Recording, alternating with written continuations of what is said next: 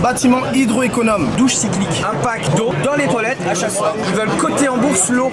Cette phrase-là, c'est celle que j'ai entendue genre il y a 2 semaines parce qu'en fait je crois que c'est une phrase commerciale. La phrase qu'il vient de me citer c'était Tu bois l'équivalent d'une carte de crédit par semaine. On parle de ce système qui récupère les eaux grises, la baignoire, La machine à laver, les lavabos, douche. Le concept aujourd'hui, Ah oui, il est parti, y a là. plus de 45% de l'eau qui rentre dans les bâtiments n'a pas besoin d'être potable parce qu'il y a l'eau des toilettes qui représente 30%, il y a l'eau des machines à laver et il y a l'arrosage que tu fais aussi de ton jardin. Sans compter en fait aussi bien sûr si tu laves les sols, les planchers chez toi. On est parti sur une vidéo qu'on va mixer avec la réalité, c'est-à-dire pour savoir si ça correspond à ta situation. Donc moi je suis allé sur le site, le centre de l'information sur l'eau et consommation moyenne. Sur ce site ils disent que pour 2,5 personnes en moyenne, c'est-à-dire 2 adultes, un enfant c'est un peu comme une demi-part comme dans tes impôts, 120 mètres cubes de consommation à l'année. Ça fait à peu près donc 522 € à l'année. Si on fait 45% d'économie avec son système, ça me fait 235 € d'économie. Les gens maintenant réfléchissent sur les deux plans, c'est-à-dire qu'on fait des systèmes en place pour l'économie d'argent, forcément, puisque c'est ça qui te fait vivre, mais ce qui va aussi avec ton idée, ton mental, parce que forcément si tu économises pas l'eau maintenant, t'en auras plus demain. C'est assez logique. On verra à la fin le prix du matériel et on verra par rapport au ratio qu'on a fait de l'utilisation, si c'est vraiment intéressant, plus pour un professionnel, plus pour une collectivité, plus pour un particulier. si je récupère l'eau de la baignoire, ce que tu fais avec la machine là, si ça mousse dans mes toilettes parce que je la réinjecte dans mes toilettes, c'est pas le top. Donc toi tu vas annihiler quoi? Tu vas C'est casser une quoi mini là-dedans? station d'épuration. Donc dans le fond, elle va traiter tout ce qui est savon, tout ce qui est peau morte, tout ça, ça va être traité. L'eau, elle va devenir claire. Elle n'est pas potable, mais tu peux la réutiliser dans les situations où l'eau n'a pas besoin d'être potable. Les toilettes, on est au 21e siècle, comment tu peux encore aujourd'hui dans de l'eau potable? Je sais pas si je mettrais un bip là-dessus, mais en off on parlait, je disais, il a vu un plombier là qui s'appelle je crois Sidi quelque chose. Oui. Il avait un système où il récupère l'eau de la douche et il la réinjectait dans les toilettes. Et il disait c'est genre en fait tu tires la chasse d'eau, ça fait 9 litres. Comme si tu jetais un pack d'eau dans les toilettes à chaque fois. C'est ça. Sanitaire, ça correspond à 20% de la consommation. Ça correspondait à 23 mètres cubes, c'est-à-dire à 4,35 € du mètre cube, c'est 104 € d'économiser à l'année. Donc si je réinjecte, suivant le système là, les eaux de douche, les eaux du bain dans les toilettes, ça veut dire j'ai plus de consommation dans mes toilettes d'à peu près 104 € à l'année. Pour un couple avec un enfant. Ça veut dire un peu plus pour les familles nombreuses, ok? C'est pas mal ne serait-ce que dans l'idée. Ne plus avoir de consommation, comme il disait, d'eau potable tout simplement, mais de l'eau usagée. Il y a aussi une certaine logique. Pour rincer le caca, il n'y a pas besoin d'avoir de l'eau propre. Je vais montrer une photo, je te la mettrai dans le coin de l'écran quoi, où en fait on peut réinjecter dans la machine à laver, mais là tu viens de dire juste avant qu'en fait tu parlais de récupérer l'eau de la machine à laver. Oui. Donc je réinjecte pas. En fait c'est comme si c'était un circuit fermé qu'on installait avec la machine. Exactement ça. Alors, la machine à laver, ça représente quelle économie si je fais tourner l'eau de la machine dans la machine, dans la machine, dans la machine? 12%, 14,4 mètres cubes d'eau. Une économie de 62 € à l'année. Des couples qui ont plus d'enfants, comme chez moi, je peux te dire que ça commence à être intéressant. Je t'explique, j'ai vu un système, ils ont fait ce qu'ils appellent la douche cyclique. Oui, avec, j'ai vu ça. avec 5 litres d'eau, tu prends ta douche, ça tombe, ça traite, pour pouvoir avoir le droit de te la réinjecter, parce que tu as mis du produit de douche, voilà, retraiter, et avec 5 litres d'eau, tu te douches. Du coup, je me suis dit, ça c'est super comme concept. Toi, tu la réinjectes en permanence? Oui, c'est ça. Douche bain, 39% de la consommation de la maison, 46,8 mètres cubes. Si on n'utilisait que 5 litres, ça correspond à 7,48 mètres cubes à l'année. Donc ça nous ferait une économie en termes d'eau de 39,3 mètres cubes. Une économie de 171 € à l'année. Là, ça commence à être intéressant. On commence à accumuler. Et l'objectif pour nous en fait, c'est de vulgariser ça en fait dans le monde immobilier. C'est la taille de la machine là? C'est la taille de la machine. Vous savez quelle taille ça a placé parce que le plafond... 1m87. Ouais ok, parce que ma taille. Ouais. C'est surélevé aussi là. Ouais. Mais j'essaie de me situer pour que les gens puissent l'intégrer chez eux. Ah oui, ça fait 34 cm en fait de profondeur. Donc c'est pas vraiment gros. Là c'est une capacité de 300 litres de stockage et on a un modèle de 600 litres. Donc on peut faire plusieurs appartements, des duplex. Et ça peut alimenter jusqu'à 2 à 3 toilettes en même temps. On parle de pénurie pour tout. Dans Dans les moments où j'ai pas le droit d'arroser mon jardin pour consommer sur le circuit principal, je peux réutiliser mes eaux à moi. Mais est-ce que je pourrais coupler ça avec un récupérateur d'eau de pluie? Donc là, on va parler de bâtiments hydroéconomes. C'est-à-dire qu'on va ajouter une citerne en dessous du bâtiment. Ou des poches, je mets dans le vide sanitaire.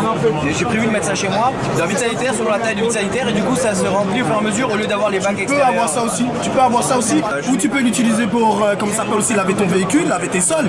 Eh oui, mais n'empêche, on n'a pas eu le droit de nettoyer les véhicules. Hein. Il y a carrément les stations, les éléphants bleus, tout ça, qui n'ont pas pu. Hein. Ah oui, et nous, on vise aussi les endroits où ça consomme beaucoup d'eau. Donc les piscines municipales, les stades scolaires. Véhicule, le jardin, etc.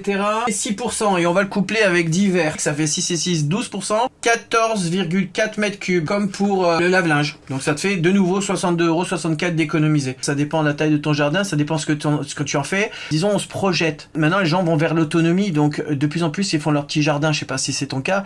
Donc plus tu as d'arrosage à faire, plus tu vas avoir de consommation, plus tu auras d'intérêt à coupler ce genre de système hydro-économe avec ton système. T'es pas obligé d'en passer par son système pour le réutiliser, forcément, parce qu'il y a aussi des solutions indépendantes, comme tu le sais.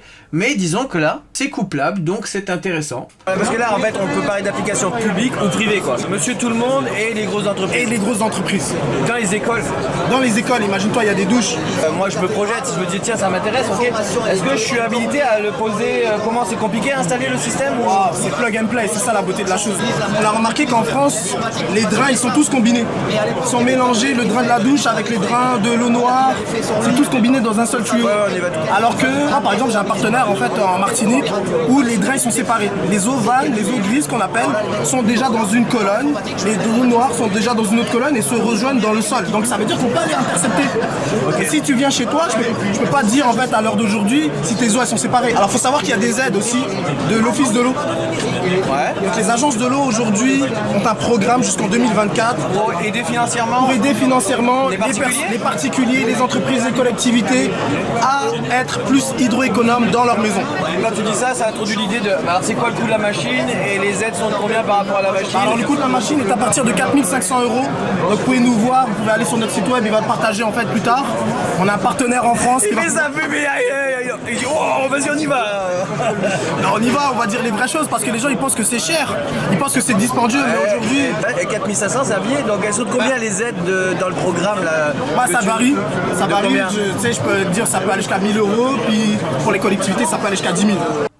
Bon alors c'est l'heure du bilan, ils viennent nous annoncer le prix, donc on part sur une machine de base, parce qu'après je sais pas, parce qu'il a dit qu'il y avait une machine qui était à 300 litres et l'autre à 600 litres, donc ça va dépendre de celle que tu vas acheter, mais si tu pars sur la machine à 4 500 €, partons du principe que t'as pas d'aide, parce que moi je sais pas où tu es, celui qui regarde la vidéo, ça se trouve t'es au Canada, en Belgique, je sais pas, et c'est pas les mêmes principes d'aide partout. Bon allez, 4 500 € la machine.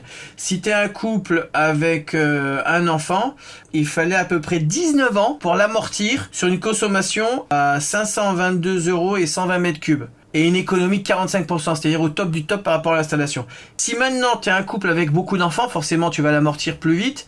Donc moi j'ai regardé, ça faisait 835 € pour moi avec 4 enfants. Et il me fallait 9 ans et demi pour l'amortir. Moi je pense que c'est plus intéressant pour les systèmes publics. Parce que là par contre, si tu regardes par rapport à un système public, j'ai regardé à partir de 100 personnes, donc on va dire une école, une piscine par jour, sur un an, tu as amorti la machine. Si tu es dans une grosse école, tu vas, je sais pas, 1000 personnes, tu vas l'amortir en un mois. Après, si tu couples ça avec d'autres systèmes hydroéconomes de la consommation, là, des robinets, etc., peut-être que tu l'amortiras en 3 semaines. Après, si, comme il dit, tu as des aides d'État, donc la machine passe de 4 500 balles à 3 500 balles, voire encore des plus grosses aides, parce que tu as encore plus de machines que tu mets en place, tu peux amortir le système, genre une machine par mois, quoi. Là, ça va commencer à être intéressant. Écoute, je pense que c'est intéressant pour tout ce qui va être établissement public, je sais pas ce que tu en penses, mais pour un particulier, amortir entre 20 ans et 10 ans, ça paraît un petit peu chaud comme proposition, sauf que derrière, si tu as une garantie de 10 ans sur le matériel et que tu l'amortis dans 10 ans, bah finalement, au moment de renouveler, t'as pas eu le temps d'amortir, finalement, t'as eu le même argent sorti. Donc ce que t'as fait économiser, c'est surtout la planète. mais pas à ton portefeuille. Donc là, c'est qu'une question d'éthique personnelle. Pour information, je te disais, en France, je sais pas si tu sais toi, mais ils vont faire comme l'électricité, ils veulent coter en bourse l'eau. Parce qu'aux États-Unis, ça se fait déjà. Mais t'imagines que déjà, on a des problèmes d'approvisionnement de cesse quantitatif et qualitatif. Mais maintenant, si la cote en bourse, non seulement on va avoir un problème de prix qui est basé sur le fait qu'il n'y en a plus assez, un problème de manque tout court parce qu'il n'y en a plus assez, mais en plus, s'il y a de l'inflation qui vient se greffer dessus parce que l'eau est cotée en bourse, ça va commencer à être chaud. On peut vivre sans électricité, mais on peut pas vivre sans eau. J'adore l'eau. J'adore l'eau. Un jour, aussi. on n'en aura plus. Hein. Moi, ce que je veux vous dire, et puis je pense qu'on va terminer sur ça, si tu veux sauver ta goutte, prends-toi une hydraloupe. Ok, allez, vas-y, déroule. Ok, allez, ciao.